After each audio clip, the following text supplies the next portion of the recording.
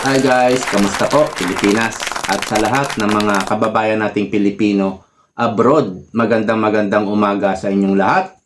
At si Harry Roque, pinalagan si Auntie Claire. Alam nyo, match itong dalawang ito eh. Magandang magkasagupaan ito, yung in person. Yung magbangayan in person. Maganda kasi pareha silang spokesperson. Okay. Doon po kasi sa press con ni Auntie Claire kahapon, may media na nagtanong tungkol sa kumakalat na colostomy bag, colon cancer na sakit daw ni PBBM. At ito daw ay ipinost pa ni Attorney Harry Roque. Naitanong yan kay Auntie Claire at ito yung sagot ni Auntie Claire. Kung manggagaling lang din po kay Harry Roque na masasabi na nating isang fake news peddler, kitang-kita na ang ipinakitang larawan ni Harry Roque ay pawang kasinungalingan lamang. Okay. Ano ba yung post ni Harry Roque? Ito po yung post ni Harry Roque. Ayan. Ano ito? Question mark. No, may question mark. Colostomy bag? Question mark ulit. Asking. Pakisagot, Auntie Claire. Ayan po kasi hindi mo may tatanggi, Auntie Claire. Meron talagang nakaumbok no? So ano ba yung nakaumbok na yan? Pag sa kaliwa kasi, pwedeng colostomy bag yan. At pag sa kanan naman, dito po ay liver. Sa atay naman, pag sa kanan. Sa kaliwa, bituka yan. No? Yung kumbaga isaw. At sinabi rin ng Malacanang na nagkasakit ng diverculitis ang presidente. Kaya, sa kaliwa pa. Kaya mag-iisip ang taong bayan. Ang problema kasi, wala nang tiwala sa inyo ang taong bayan. Si Auntie Claire lalo na. Ang daming mga kasinungalingan, panloloko niyan. Manood ka lang sa TikTok, sa Reels. May ebidensya sa mga kasinungalingan niya Video Video yung mapapanood mo Iba yung sinasabi niya sa tunay na pangyayari. Ang daming kasinungalingan. Kaya kung fake news peddler ang pag-uusapan, mas fake news peddler si Auntie Claire. Isama mo na si PBBM. Dahil ang dami na ring mga pambubudol na ginawa ni PBBM. Example na lang sa 5,500 flood control. Wala naman pala yan. Puro ghost project pala yung flood control na yan. At substandard project na nagsiguho na ngayon. Wala na, gumuho na. Dahil substandard nga.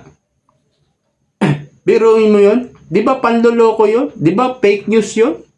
At yung sinabi niya nung kampanya na mayroon na raw, magkakaroon na raw tayo ng subway. Yung tren sa ilalim ng lupa. Ang ginawa ngayon ng taong bayan, nag-research ngayon.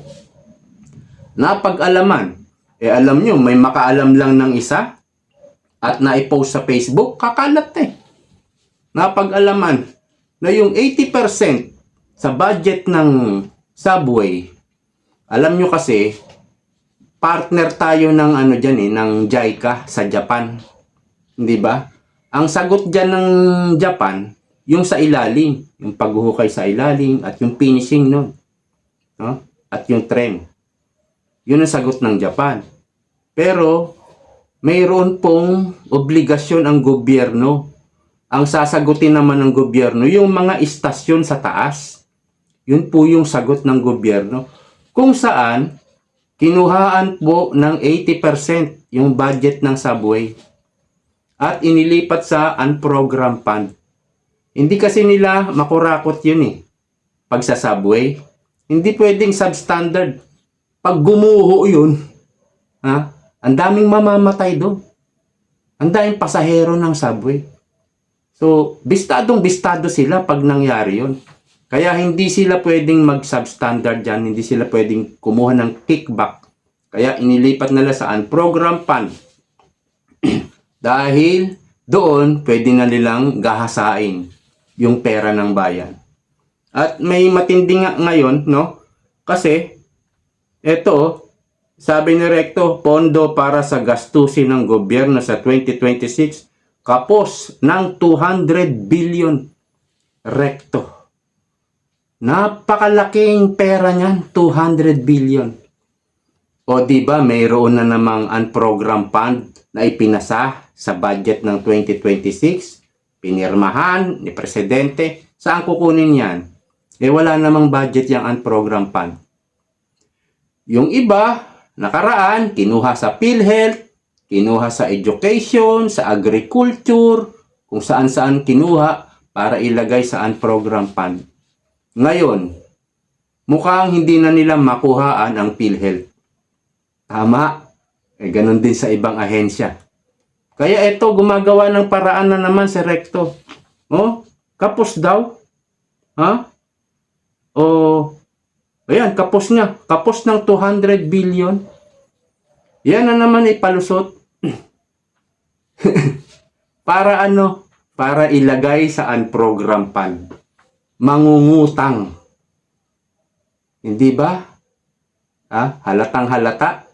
Ewan ko, sana makita ito ng mga congressman na oposisyon, tunay na oposisyon, senators, questionin ito. Mangungutang ka na naman, Recto, at lalagay sa unprogrammed fund. Doon, pwede ninyong nakawin. Kaya, sinasabi natin na mas fake news pa itong dalawang ito, si PBBM at si Auntie Claire, kaysa kay Harry Roque. At kung sino man ang pwede natin pagkatiwalaan ngayon, si Harry Roque. So, hindi bagay sa kanya yung fake news peddler. Dahil dito, kay PBBM, wala nang tiwala ang taong bayan. Ang preba dyan ay, ang survey sa kanya ay negative na.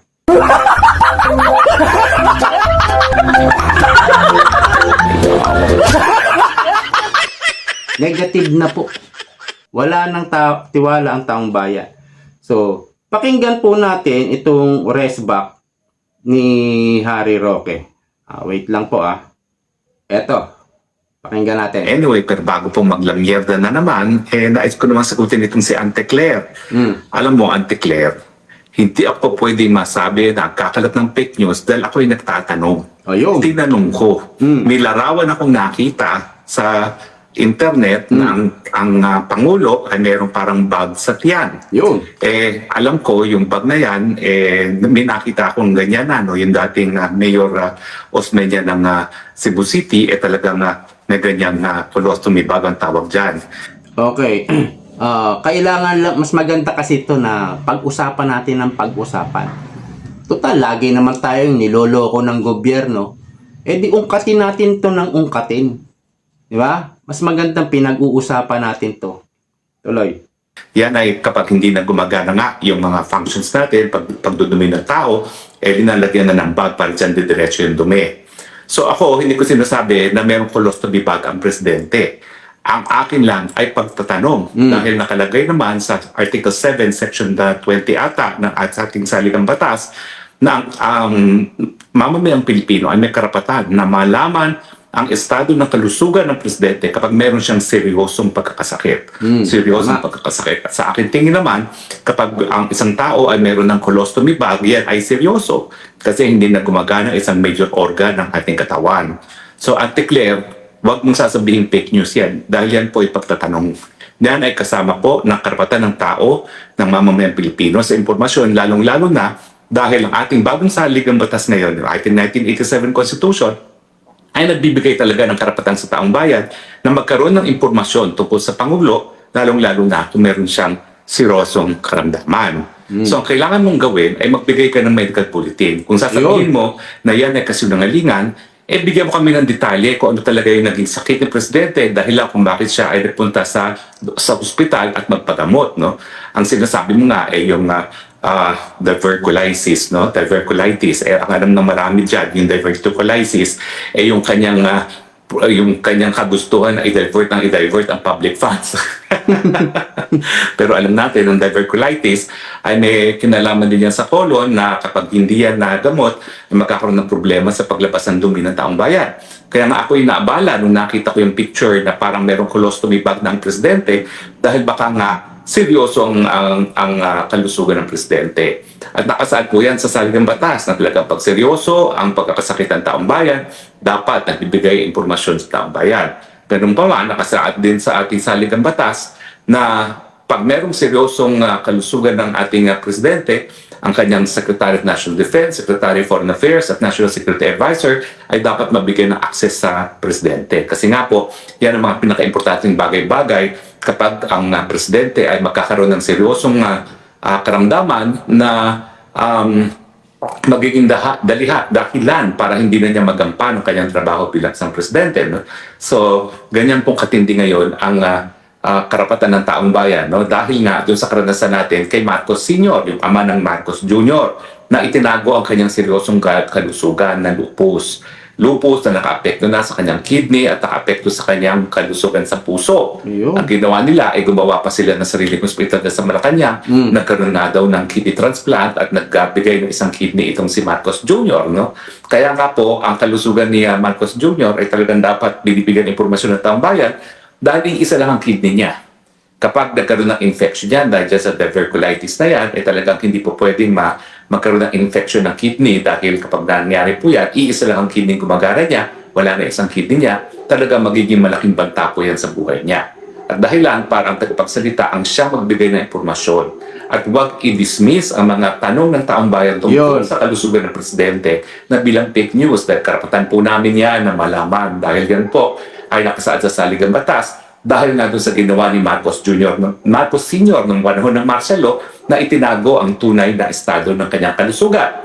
At syempre, putulin natin, mahaba yan. Ano? So, dapat ang pagpapaliwanag dyan ni Claire Castro ay hindi yung, fake news yan, fake news. Puro ganun lang ang sagot eh. Dapat mas malalim na pagpapaliwanag ang sagot.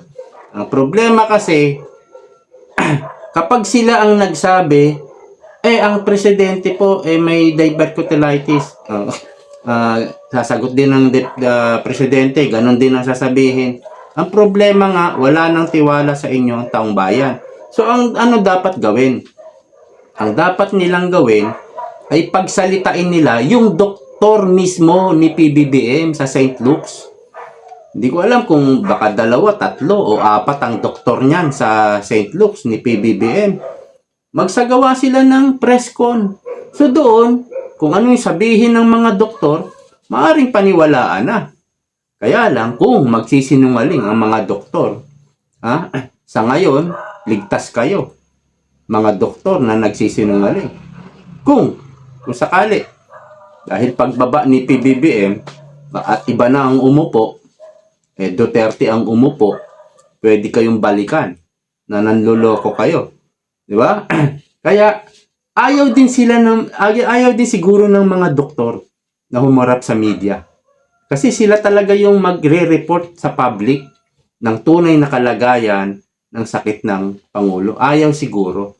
Kaya yun na lang ang ginagawa ng Malacanang, sila na lang ang nagsasabi na ganito ang sakit. Which is, kung mayroon talagang malubhang sakit, tinatago nila na hindi yan dapat o hindi nararapat yan dahil meron tayong ang konstitusyon na ipiniliwanag ni Harry Roque. At meron pa rito tayong nakita na post ni Sir Jay Sonsa. Ayan sabi niya. Sabi ng Palasyo, puro chismis ang mga kumakalat na balita na may colostomy bag o colostomy, may colon cancer. Etong colon cancer, ngayon lang to magpapagamot abroad, etc. O di ba napabalita? Si PBBM pupunta ng Amerika. Meron daw dadaluhan na event doon. Yung mga ganyang may event doon. Palusot, dahilan na lang po yan. Yun ang naiisip natin kasi nga wala na tayong tiwala Maaaring dahilan lang yan kaya pupunta si PBBM. At hindi ko na ni-research kung ano yung pupuntahang event ni Bongbong doon na for women's. For women's lang. Nakalimutan ko i-research kanina Maaring sa abroad, sa Amerika, magpapatingin si PBBM sa kanyang sakit sa bituka o sa isaw niya. At itong colostomy bag, colon cancer, yan nga po yung pwede niyang ipatingin sa Amerika. So, yun yung mga naiisip ng taong bayan. Ang problema, isa pa, mayroong doktor na akong napanood na kapag ikaw daw ay kumakain ng pulburon, alam nyo na ibig ko sabihin, ang mga kumakain ng pulburon, yan po ay, halimbawa, pag tumira, hindi ka po kakain. Hindi ka kakain ng pananghalian, hapunan, hindi ka kakain kasi wala kang gana. Wala kang gana at kung kumain ka man, iluluwa mo. Parang wala kang panlasa, mapait yung Ganon po pag tumira ka. Ayun.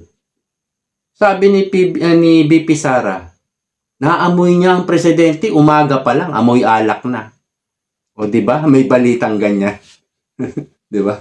Si BP Sara nagsabi niyan, hindi ako. Kapag ang tiyan mo walang laman, tapos lalaklak ka pa ng alak,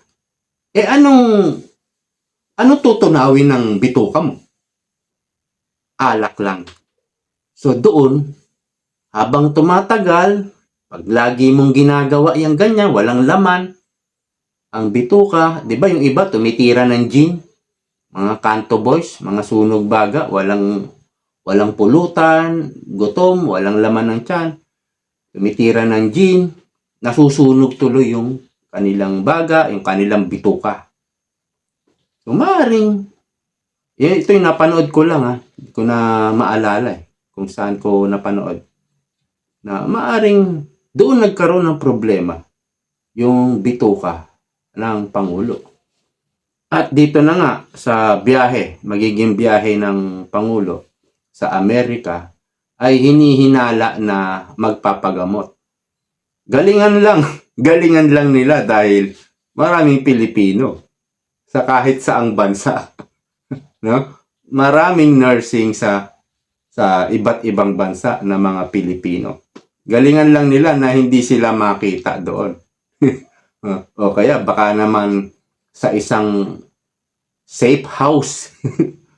Safe house gawin, no?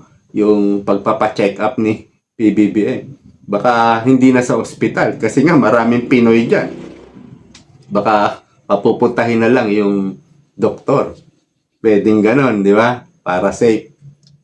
So, kung ano man ang maging o totoong sakit ni PBBM, mabibisto naman talaga yan Pero kaya lang, medyo matatagalan, medyo delay. Mabibisto yan.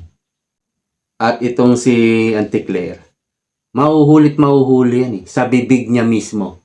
Ang dami ng mga video kung saan talagang huling-huli siya sa bibig. Mangyayari pa rin yan. Paulit-ulit na mangyayari yan dahil paulit-ulit niyang niloloko ang taong bayan. Okay, hanggang dito na lang po muna sa ngayon. Maraming salamat. Patuloy na pagsuporta nyo. See you po next time. Bye-bye.